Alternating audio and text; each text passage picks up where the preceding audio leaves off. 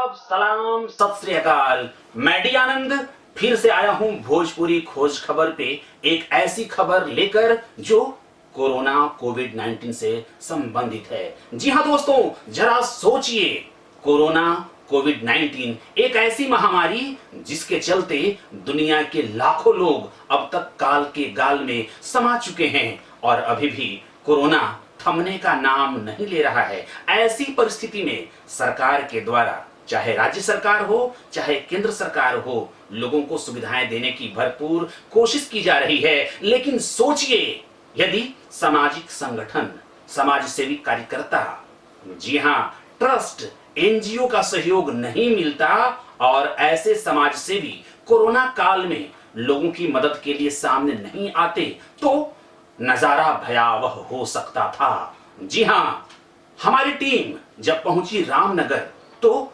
रामनगर से जो रिपोर्ट मुझे प्राप्त हुआ उसके मुताबिक कोरोना काल में लॉकडाउन से त्रस्त लगभग 1000 लोगों को हर दिन भोजन उपलब्ध करा रहे हैं वहां के एसडीपीओ।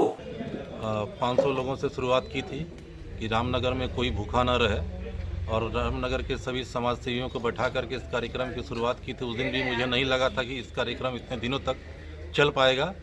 आज 50वां दिन कार्यक्रम का है और आज भी हम 1000 घरों में खाने का पैकेट बना बनाया पहुंचा रहे हैं।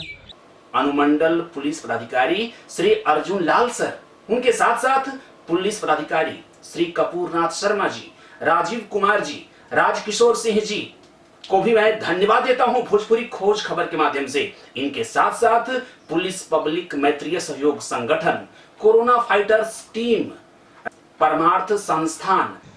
रामनगर में प्रतिदिन 1000 से भी अधिक गरीबों और ज़रूरतमंदों को भोजन देने के लिए चलाया जा रहा कार्यक्रम, माननीय एसडीपीओ सर श्री अर्जुन लाल जी के द्वारा यह कार्यक्रम आज 50वां दिन है।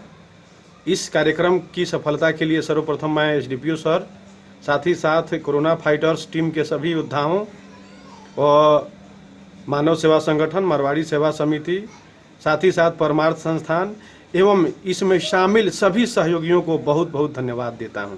मानव सेवा संगठन कोरोना जैसे इस महामारी में रामनगर एसडीपीओ अर्जुन लाल सर के नेतृत्व में चल रहा है कोरोना फाइटर टीम के माध्यम से रामनगर मानव सेवा संगठन की टीम ने अपनी सहभागिता 7वीं बार सुनिश्चित की है, जिसमें 1000 जरूरतमंद लोगों के लिए खाना बनवा करके उनके घर तक पहुंचाने का कार्य किया गया है। सुरांगन संगीत, ऐसी संस्थाएं लगातार लोगों की मदद कर रही है, लोगों को भूख से बचा रही है। जी हाँ, ऐतिहासिक बना रामनगर का ये पवित्र धरती आज 50वें दिन पूरा हुआ। कोरोना फाइटर्स ग्रुप हमारे एसडीपीओ सर अर्जुन लाल जी के नेतृत्व में बनी।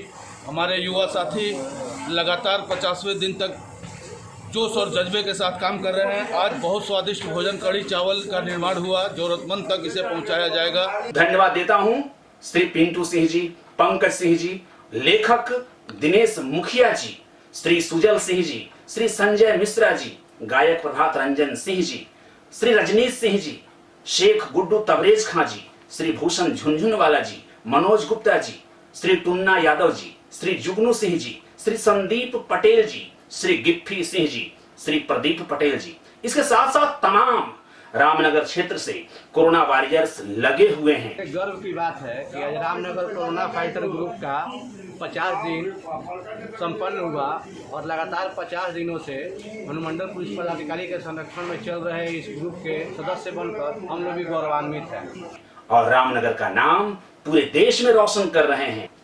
मैं डी आनंद भोजपुरी खोज खबर के माध्यम से सभी कोरोना वॉरियर्स को, सभी कोरोना कर्मवीर को तहे दिल से शुक्रिया अदा करता हूं, धन्यवाद देता हूं। This is me Pratibha Sahu and as we all know that कि इस समय पूरा देश कोरोना जैसे महामारी से ग्रसित है, जिसकी वजह से लॉकडाउन की स्थिति बनी हुई है और इस लॉकडाउन में भी पिछले 48 दिनों से 1000 लोगों को डेली भोजन उपलब्ध कराने के लिए रामनगर अनुमंडल पुलिस को बहुत बहुत धन्यवाद। और साथ ही साथ पुलिस पब्लिक मैत्रीय सहयोग संगठन कोरोना फाइटर्स टीम, रामनगर के सभी सदस्यों, परमार्थ संस्थान, मानव सेवा संस्थान एवं सभी योद्धाओं को बहुत बहुत धन्यवाद। रामनगर श्री अर्जुन लाल सर के नेतृत्व में हमारा कोरोना फाइटर ग्रुप का जो गठन हुआ है, आज उसमें हमारा भोजन वितरण करने का 50वां दिन है।